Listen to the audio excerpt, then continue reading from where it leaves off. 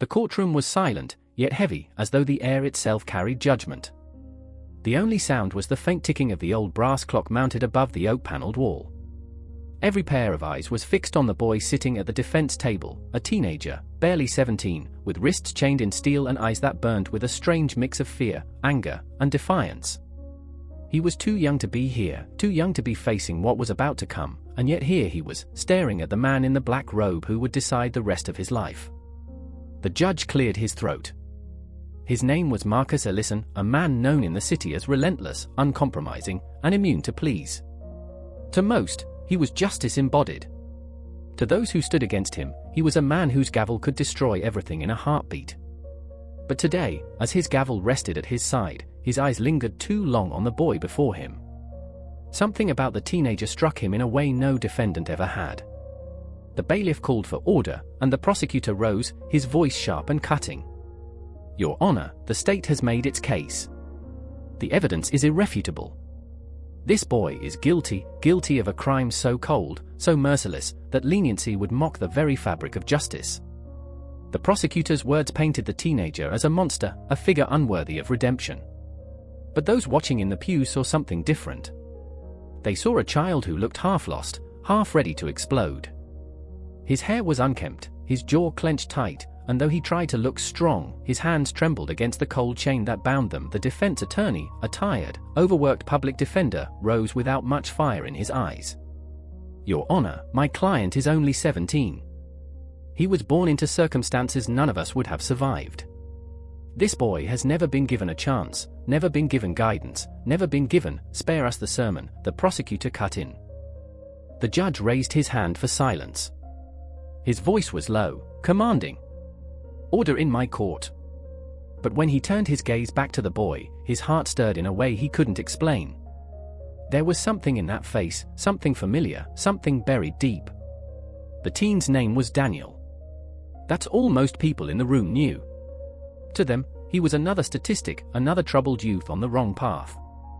But there was a story inside him that no one in the courtroom yet understood, least of all the man who would decide his fate. The trial had lasted 3 long weeks, with witnesses painting Daniel as dangerous, reckless, and broken. The crime, an armed robbery that had left a store clerk wounded, carried a heavy sentence. Though the evidence wasn't perfect, the city wanted a message sent. This boy was to be an example. The judge leaned forward, his fingers steepled beneath his chin. For just a second, as Daniel lifted his head, their eyes locked. And in that gaze, the judge felt something unfamiliar, recognition. But the thought was pushed aside as quickly as it came. This was not the place for feelings. This was the place for the law. Still, in the back of his mind, something whispered, "Why does he look so familiar? Why do his eyes feel like mine?" The sentencing was scheduled for today. The courtroom was filled with tension as the spectators leaned forward, waiting to hear the boy's fate. The prosecutor spoke with the weight of victory, demanding life imprisonment. The defense begged for mercy. And through it all, Daniel remained silent, his lips pressed into a thin line, his stare fixed not on the jury, not on the lawyers, but on the judge himself. When asked if he had anything to say before sentencing, Daniel finally spoke. His voice was sharp, but beneath it was the rawness of someone who had been abandoned too many times. "You all think you know me. You think I'm just another thug, another number in your system. But none of you know what it's like to grow up with nothing. None of you know what it's like to never know your father. To have your mother work herself to the bone just to keep food on the table. You don't know what it's like to feel invisible every single day of your life." The room shifted uncomfortably, but Daniel's eyes never left the judge. "You don't know me. But you're about to decide if I ever get to live free again." His words echoed, cutting through the courtroom's silence. The judge felt something he hadn't felt in years, a sting in his chest, as though each syllable was aimed directly at him. "Never knew his father." The words rang louder than anything the prosecutor or defense had said. The judge straightened, trying to regain composure. It was time to deliver the sentence.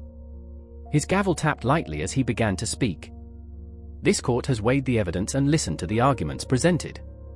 Though the defendant is young, the severity of the crime cannot be ignored. Society demands accountability.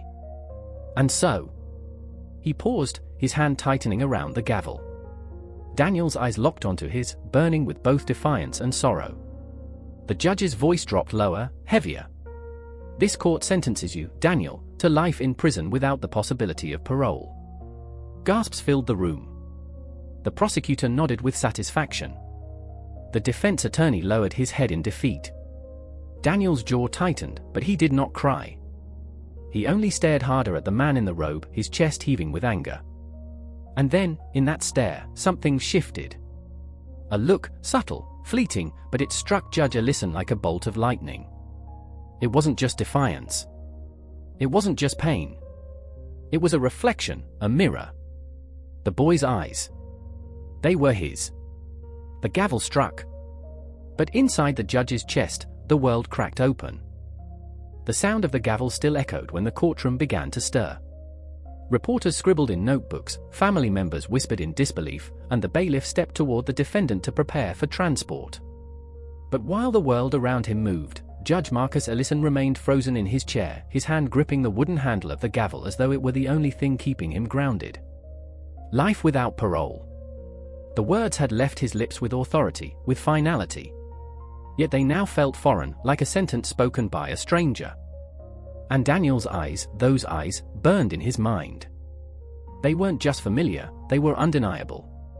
The boy's expression hadn't broken even as the chains rattled and the guards tightened their grip on his arms. He had expected the sentence. He had expected betrayal. But beneath his hardened face was the kind of sorrow Marcus had seen only once before, years ago, in the mirror, when he was a much younger man making mistakes that would haunt him forever. As the room cleared, Judge Allison called recess, though the trial was effectively over. He sat there long after everyone else had gone, staring at the empty defense chair where the boy had Saturday. His chest tightened. His mind went back to the past he had buried, to a woman whose face he had not seen in nearly 2 decades, a woman who had once begged him to stay, to take responsibility, to be a man. Her name was Carla. She had been his first love, fiery and determined, with eyes that demanded respect. But back then, Marcus had been young, reckless, ambitious. He had chosen his career over commitment, his pride over responsibility. He had left her behind, never looking back. And when she told him she was pregnant, he had walked away. Now, as he sat beneath the weight of the black robe, the truth pressed harder with every breath. Could it be? Could this boy, this angry, broken teenager, be the child he had abandoned all those years ago? That night, Marcus sat in his office long past midnight, sifting through old memories and files he had never dared to touch. He pulled out a locked drawer and opened a faded photograph, Carla, smiling, her hand resting protectively on her stomach. He remembered the day it was taken. He remembered the argument. He remembered the guilt that had followed, though he had buried it under decades of rulings, accolades, and power. Now it had returned, not as a memory, but as a living, breathing young man standing before him in chains. The next morning, the prison transport van rumbled down the highway. Daniel sat inside, silent, staring at the steel bars across the small window. His heart pounded, not just from anger, but from betrayal. He had long since stopped believing in fairness, but something about the judge had cut deeper. The way the man looked at him, it was as if he knew him. In the silence of the van, Daniel whispered to himself, "You don't know me. Nobody ever does." But deep inside, he felt a strange unease, like a thread had been pulled loose in a story he thought he knew by heart. Meanwhile, Judge Allison was restless. He couldn't shake the thought. He couldn't bury the truth anymore. He needed answers. Against every rule of judicial conduct, against everything his career had trained him for, he made a decision: he would find Carla. It took only a few calls. She was still in the city, living quietly in a small apartment on the south side, working 2 jobs to keep her world afloat. When Marcus knocked on her door, she froze, the past rushing back like a flood. "You've got a lot of nerve showing up here," she said coldly, her hand gripping the doorframe. "I need to ask you something," Marcus said, his voice heavy with desperation. Her eyes narrowed. "After all these years? Now you want to ask?" He swallowed hard. "The boy? Daniel? Is he?" Carla's silence answered before her lips did. Her eyes softened for just a moment, but then hardened again. "He's your son," she said, The words fell like a sentence heavier than any he had ever given. Marcus staggered back, his chest tightening. The air seemed to vanish around him. Carla's voice trembled as she continued.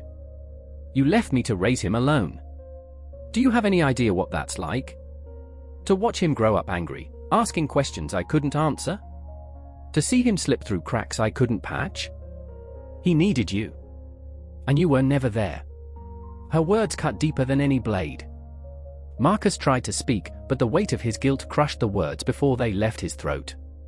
Carla shook her head. "Now you know the truth. But don't think for one second that knowing changes what you did. You sentenced your own son to life. Your blood. Your boy. And you didn't even recognize him until it was too late." She slammed the door, leaving him in the hallway, the echo of her words pounding in his skull. That night, Marcus couldn't sleep. He sat in his study, the robe draped over a chair like a burden he could no longer bear. His son, was in chains because of him. Every decision he had made, every ambition he had chased, had led to this. And now, justice and blood were at war inside him.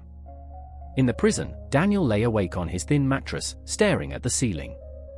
The words he had spoken in court replayed in his mind, "Never knew my father." He clenched his fists, hating the man who had sentenced him, hating the world that had abandoned him.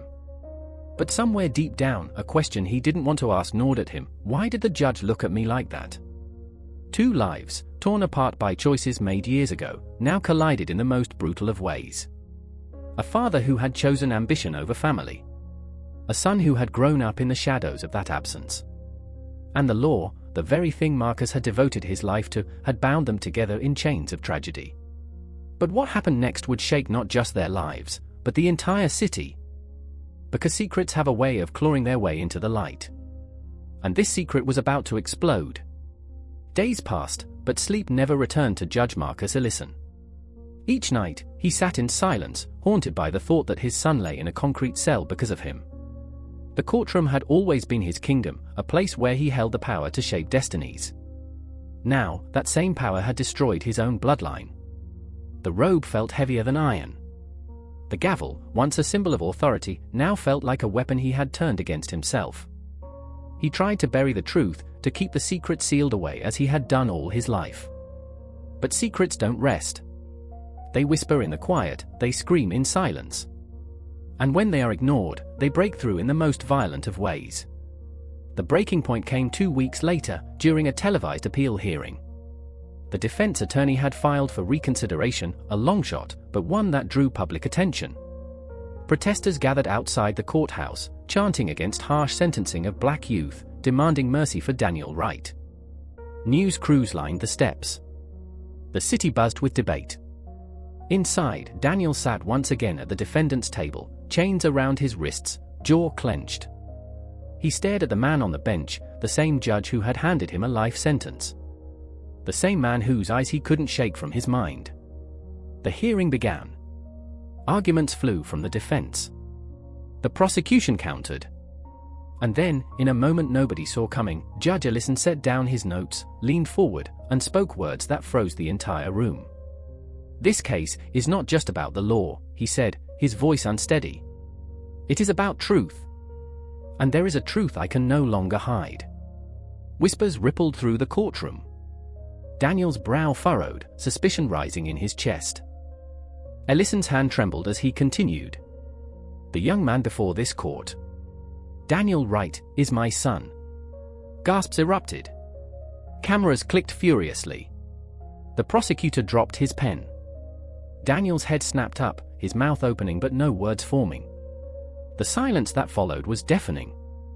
Reporters in the gallery scrambled to their feet, shouting questions. The bailiff barked for order. But no one could take their eyes off the man in the black robe. Ellison pressed on, his voice breaking. "Years ago, I walked away from responsibility. I abandoned his mother.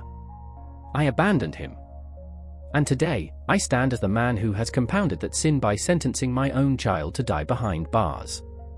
I will not, allow silence to finish what neglect began."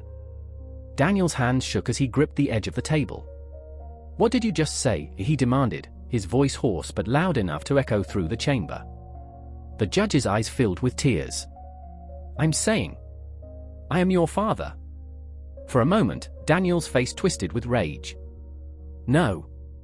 No, you don't get to say that. You don't get to come back now, after everything, and claim me. Where were you when I needed you? When Mom cried herself to sleep? When I got jumped in alleys because I didn't have anyone to protect me? Where were you when I begged God for someone, anyone, to show up? His words sliced through the room like thunder. Ellison bowed his head, unable to answer, every syllable dripping with truth he could never undo. The judge's robe suddenly felt like a shroud. He reached up, unclipped it from his shoulders, and let it fall to the ground. For the first time in decades, Marcus Ellison stood not as a judge, but as a man. He stepped down from the bench, walked past the stunned attorneys, and stopped just a few feet from Daniel. "I wasn't there," he whispered, his voice breaking.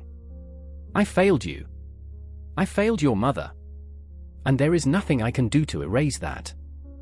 But I can stand here, in front of the world, and take the blame that should have been mine all along." The room was silent, but the cameras captured every word, every tear. Daniel's lip trembled. He wanted to scream, to curse, to spit in his face. But another part of him, the part that had always wondered, always longed, now burned with confusion. Anger and yearning collided in his chest, choking him. "Why now?" Daniel asked. "Why not when it mattered?" Ellison's eyes glistened. "Because I was a coward then. I thought power, titles, and distance would shield me from my sins. But watching you in that chair, hearing you say you never knew your father, it shattered me.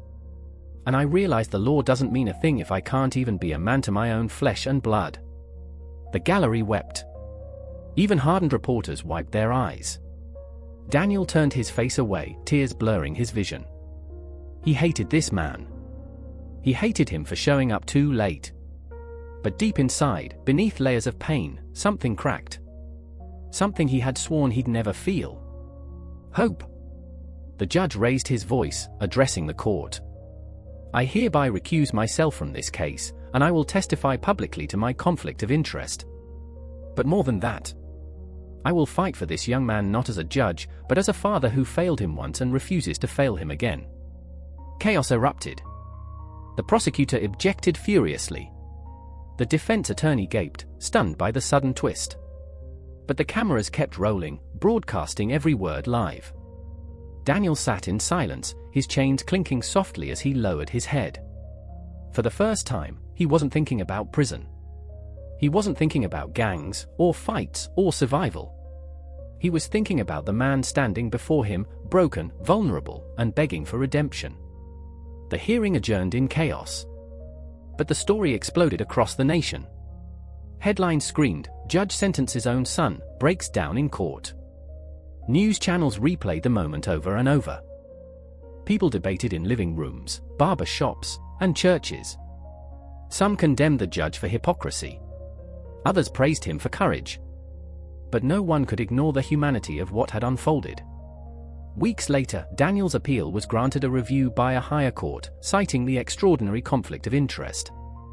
His sentence was overturned pending retrial. The legal battle was far from over, but the narrative had shifted. No longer was Daniel just another faceless teen swallowed by the system. He was a son whose father had stepped into the light, no matter how late. On the day Daniel was transferred back to county holding, Marcus came to see him. No cameras. No audience. Just a father and son in a small visitation room, glass between them. Daniel stared at him for a long time before speaking. "I don't know if I can forgive you." Marcus nodded, tears streaming. "You don't have to. Not today. Maybe not ever. But I'll be here, son.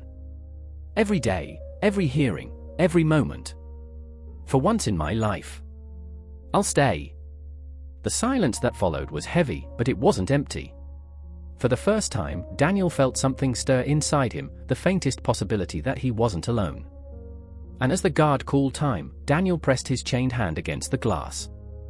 Slowly, Marcus raised his own and matched it. Two hands, separated by glass, connected by blood. The story didn't end there.